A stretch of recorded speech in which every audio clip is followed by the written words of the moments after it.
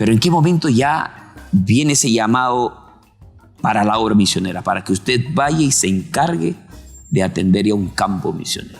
Bueno, pasó mucho tiempo, ¿no? Pero cada vez que yo leía la Biblia, pastor, todos los mensajes de llamamiento de Isaías, llamamiento de Jeremías, yo lloraba, pastor. Hasta cuando cantaban ese himno precioso que dice, sembraré la simiente preciosa. Yo lloraba, pastor, no cantaba, lloraba. Sentía como una voz interna que me decía, te necesito. Varios hermanos de la iglesia me decían, Dios me ha llamado en sueño, en visión, en profecía. Y a mí no me decía nada, pero yo quería servir a Dios. Cada vez que oía mensaje de llamamiento, cada vez que yo leía la vida de los llamamientos, me quebrantaba. Pero al final, pastor, Dios me habló de todas las formas.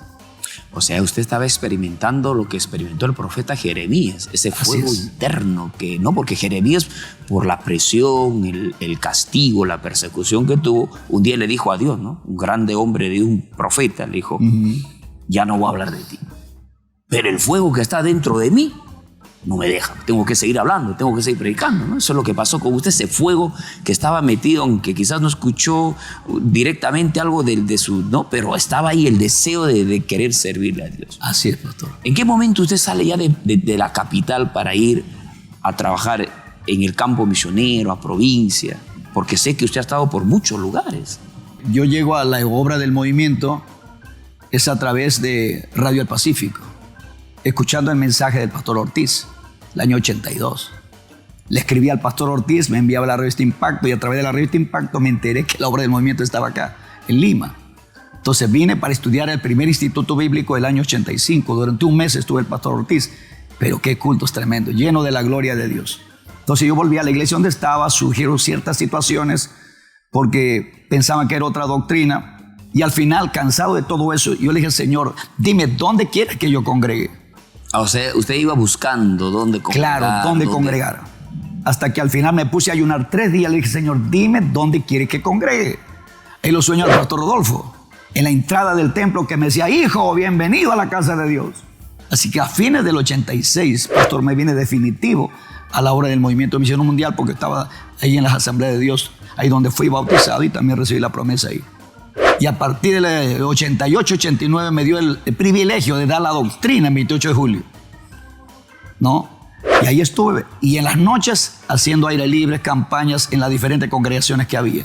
Así que no estuve encargado netamente de una obra, pero sí haciendo el trabajo evangelístico y también la enseñanza de la palabra hasta el año 89. El 89 me casé y es ahí donde ya me voy para la sierra.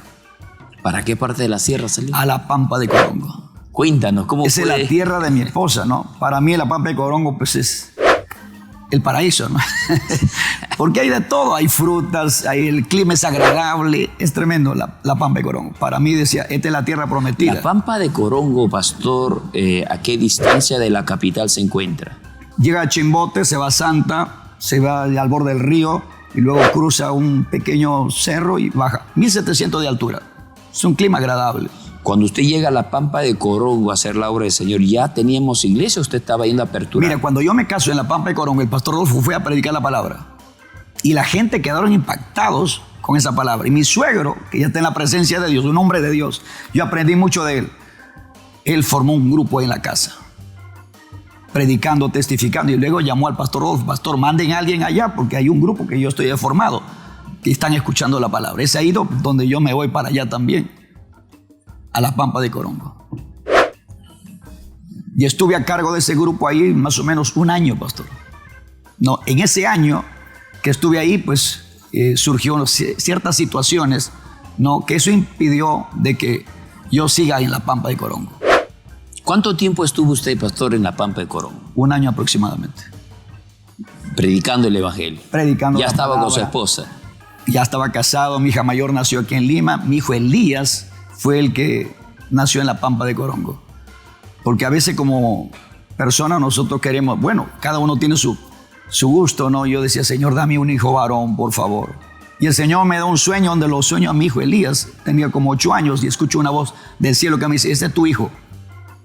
Pero no era el primero, sino el segundo que nace. Y nace en la Pampa y con mucha dificultad, pastor.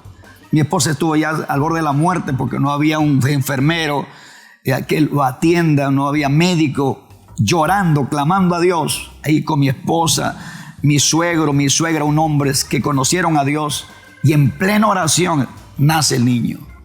Y escucho la voz de Dios que me dice, hijo, te vas a Caraz, te necesito en Caraz. Él nació en la Pampa de Corón. En la Pampa nació. Sin médico, sin enfermero. Así es. ¿Quién fue el partero? Bueno, ahí familiares lo atendieron, ¿no? Impresionante. Porque no había, pastor. Y la economía era dura, difícil. Solamente Dios conoce todo ese proceso difícil. Pero parece mentira que ahí se ve la gloria de Dios. Y qué bueno que lo cuente, pastor. Qué bueno, porque hoy usted es un pastor reconocido, un pastor que ha alcanzado muchos éxitos, muchos logros. Pero muchas veces no se habla de estas cosas, digamos, ¿no?, tan duras que han atravesado, y mucha gente no lo sabe. A veces solamente ven al pastor ahora con saco, corbata, con una movilidad, pero no saben que han estado en lugares muy, muy estrincados, lugares donde no hubo médico, donde no hubo enfermero. El niño tuvo que nacer en un estado de adoración porque no había, y el único que lo tenía que guardar era Dios, ayudarlo, darle vida. Así es. Pero en ese mismo momento duro, difícil que está atravesando por el parto, sin enfermeros, sin esa ayuda profesional, usted tiene el llamado para salir a Caraz. A Caraz. A Caraz. Pero gracias a Dios ahí en la Pampa aprendí a caminar, pastor. Porque todos los pueblos que estaban cercanos, porque íbamos a predicar la palabra, tenemos que caminar 5 horas, 6 horas, 10 horas, así a pie. Claro, usted vivía en la capital, puro taxi, puro buses. Imagínese, tuve que caminar y ha sido duro, pero hemos visto la gloria de Dios en medio de todo eso, pastor. Dios salvando almas, sanando enfermos, bautizando con su Espíritu Santo, haciendo milagros. Y eso me llena de gozo, de alegría, de servirle a un Dios todopoderoso. ¿Usted iba sin conocer a nadie? Muchas veces he ido sin conocer a nadie, pastor. Una vez, imagínense, pastor, he caminado a pie desde Santiago de Chuco hasta el Callejón de Guayla, 5 días a pie. 5 días. Llegué en aquel entonces, estaba el pastor Emilio Moreno, vivo ¿Quién lo todavía. acompañó? ¿Su esposa? Un varón, un hermano. Un colaborador. Un colaborador. Ya. Llego y el pastor Emilio dice, con nosotros el mensaje de la palabra, nuestro pastor. Él no sabía cómo estaban mis pies, hermano. Todo al rojo vivo, toda la planta de los pies así. Pero a pesar de eso, Dios se glorificaba, pastor. 5 días de caminata. De caminata sin comer. No, donde íbamos, Dios tocaba gente inconversa, pastor. Le cuento una. Estando por un lugar cerca a un pueblo que se llama Tauca, una mujer sale de su casa y dice, ¿de dónde vienen, amigos? Dice, venimos de Santiago de Chuco. ¿Qué? Pobrecito, no habrán comido. ¿Quieren comer algo? Claro, le digo. Nos fuimos. No dio comer, pues, hermano, charqui con su huevito, su papa, y tremendo. Me dice, le voy a preparar algo para que lleve. No dio un fiambre, hermano, así tremendo. Pan integral. Y otras cosas más. Y viajando. Dios, no sé, tocaba corazones, pastor. Entonces, eso me ayudaba a creer que el Dios que te salva es el Dios que provee, el Dios que abre puertas, pastor. Una oportunidad, por ejemplo, en Ticapampa. Llegamos a ese lugar a hacer aire libre, no conocíamos a nadie. Estamos haciendo un aire libre en el mercado y se aproxima una anciana con sus niños. Me dice, hermano, me dice, ya terminamos de predicar, vamos a la casa. Le digo, pero usted no me conoce, le digo, hermana. Sí, pero Dios sí le conoce, me dijo. Anoche Dios me dijo que iban a venir a predicar y me ha dicho que le hospede y que le dé comida. Dime, ¿cómo no confiar en un Dios todopoderoso, Espíritu pastor? de Dios ya iba preparando, como dice, iba aderezando mesa delante de ustedes. Por eso, antes que uno llegue a la obra, ya Dios está haciendo la obra, pastor. Dios es el que abre puertas. Aquí en el testimonio del pastor vemos esa misión transcultural que atraviesa barreras, obstáculos, noches en las tempestades, días a veces sin comer, en plena lluvia, pastor. En la sierra es así, pastor. Por ejemplo, Huaraz, donde estuve ya pastoreando luego, está a 3.150 metros. Pero hay zonas más altas que hay que cruzar la Cordillera Blanca, la Cordillera Negra, cerca de más de 4.000 metros y todo eso. Y usted llega lleno de ampollas, cansado, con azotes de lluvia, y al pastor le lleva de frente a predicar. Sí, a predicar. Y eso muchas veces no se cuenta. Pero en cada viaje que hacíamos, pastor, de caminar tantos, no era la única oportunidad, varias veces que hemos caminado, ahí estaba el Señor presente. Por eso usted dice que en la Pampa de Corón el Señor le enseñó a caminar. Así es. Por las almas. Por las almas, sí. Y nosotros nos llenamos de gozo porque las almas recibían la palabra. Una vez llegué, por ejemplo, a Siguas, un lugar, a predicar la palabra, a una campaña, y le pregunto, hermanito, ¿de dónde vienen? De Aquisito, dicen ahí, ¿no? Aquisito. ¿Cuántas horas? 8 horas. ¿Usted? De 14 horas a pie, hermano. Una hermanita me dijo, 14 horas he caminado con su niño ahí a la espalda con su manta. Le digo, hermanita, pero descanse, nosotros vamos al aire libre. No, me dijo, me voy al aire libre. Mira, caminar 14 horas a pie con su niño a la espalda y dice, quiero ir al aire libre. Al escuchar muchos televidentes, hermanos, que están en esta hora, de estas familias que caminan 7, 14 horas, y muchos de ellos les cuesta ir a una cuadra del templo. Imagínense. Y ahora que hay toda la facilidad, y gracias a Dios ahora es diferente, hay carro, hay teléfono, hay muchas cosas, muchas comodidades ahora. Pero antes ¿Y cómo los miraba usted al llegar 14 horas, 7 horas? Para mí, pastor, eso fue un mensaje. Dije, no, hay que venir por estas almas, no importa cuánto haya que caminar. Por eso una oportunidad, tuve una experiencia en Huaraz, pastor, porque gastábamos nosotros en alquiler de local con mi esposa. Mi esposa es una mujer mil oficios, pastor. En todo se metía para apoyar la obra. Era de Proverbios 31. Eso es. De todo sabía hacer ella. Entonces, pastor, pagábamos radio. Eran como 1.500 radio Ancash. Y llegaba todo el departamento y hasta la selva llegaba. ¿Cuánto era el alquiler? 1.500 en ese tiempo era dinero. ¿Y cómo hacía para pagar? Casualmente ahí íbamos. Pagaba el local y la casa. Un día llorando, pastor, le dije, Señor, ya no puedo más. Tengo que cerrar la radio porque no puedo. Y caí de rodillas ahí en la sala, bajo la presencia de Dios.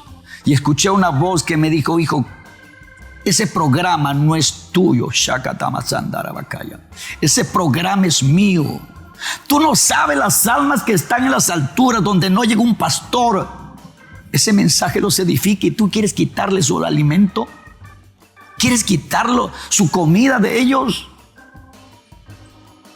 Si me buscas en oración y ayuno, me dijo, yo te voy a suplir tus necesidades.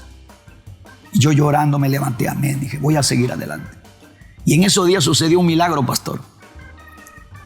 Estaba predicando, recuerdo ese mensaje, David y Goliat. En un local pequeñito, sería pues la cuarta parte de esto. Pequeñito, en el centro de Huaraz, un local alquilado. Y veo una pareja de esposos en la puerta que están mirando. Y sigo predicando y luego los hermanos que están en la puerta lo hacen pasar. Todo el culto pasaron llorando esa pareja, agarrado de la mano.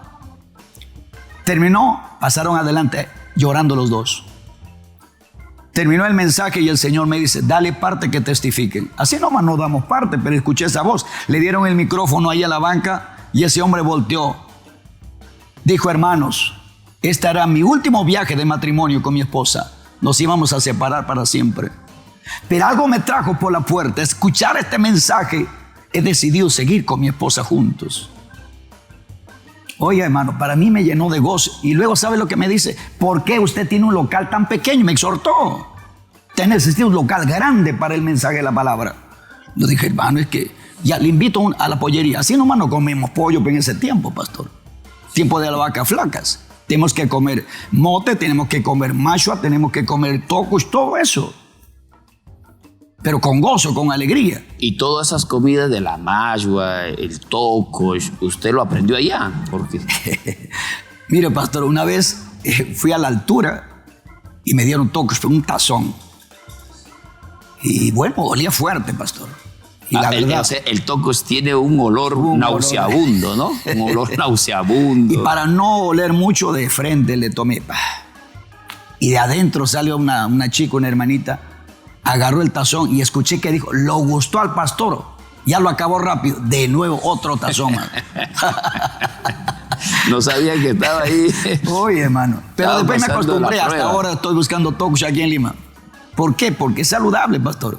Tiene y me traían primicia de bastante penicilina, que es salud, así muy medicinal. Sí, medicinal, pastor. Así que, pastor, Dios me proveyó. ¿Cómo? Me llevaron a la pollería este hermano que le testificaba, agradecido con su pareja ahí. Y me dice, pastor, ¿por qué está un local tan pequeño? Le digo, es que yo gasto en esto. Sacó su librete, iba así, apuntando. Ya me dijo, hacemos un acuerdo. Yo me encargo de pagar toda la radio, me dijo. Imagínense, yo no lo conocía, nunca lo había visto. Y de Lima me mandaban para pagar la radio durante 6 meses de esos tiempos difíciles. Nunca más lo he vuelto a ver, hermano. Pero Dios tocó para el momento crítico, para el momento que tanto necesitaba. O sea, Dios nunca nos ha abandonado. Dios nunca nos ha dejado. Él es bueno, pastor.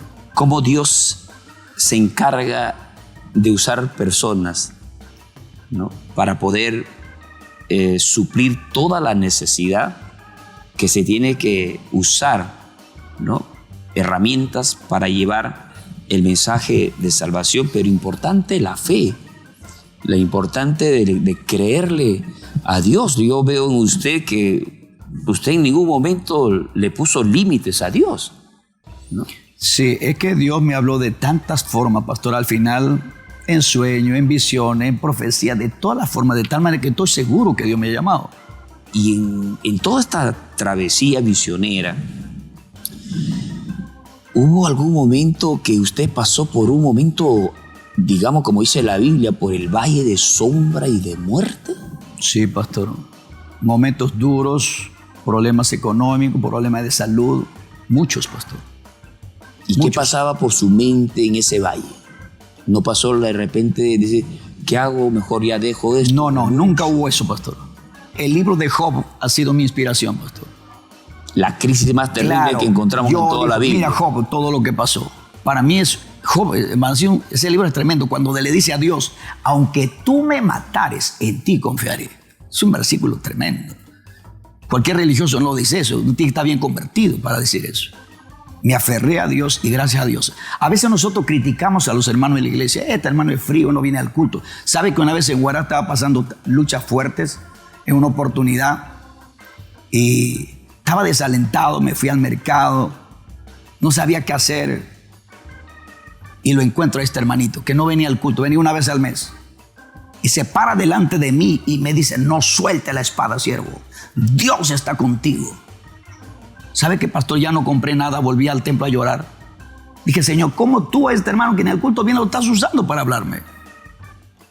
Impresionante. O sea que siempre Dios ha estado ahí para alentarme de alguna forma a través de alguien. Otra oportunidad, pastor, un hermano nuevo me dice, pastor, vamos a visitar a una enferma. Sí, yo estaba pasando prueba, pastor. Yo dije, más bien yo necesito ser sanado. Pero no quiero desmoralizarlo. Vamos, le dije, vamos. Y estaba postrada la mujer en cama, enferma. Y usted también estaba enfermo. Yo también estaba demoralizado, se puede decir, por todas las pruebas que tenía. Es que esa es la parte humana, pastor. Claro. Esa es la parte humana. A veces muchos no ven esa parte humana del pastor, donde se puede cansar, se puede desanimar, ¿no? Se puede desmoralizar, porque a veces las batallas son amargas, son profundas. Pero en medio de todo eso hay algo. Y es ahí donde el enemigo te ataca, pastor. Duro. ¿Cómo te ataca? ¿Cómo te ataca? Viene a la mente con malos pensamientos y sigues todavía en este camino. ¿Y por qué esto? Y no recibes ayuda y esto. Ese ahí uno tiene que aferrarse a Dios. Entonces, al llegar ahí donde estaba esta hermanita enferma, pastor, yo por inercia le puse la mano a orar, pues nada más, Señor, ten piedad, tú sabes cómo estoy.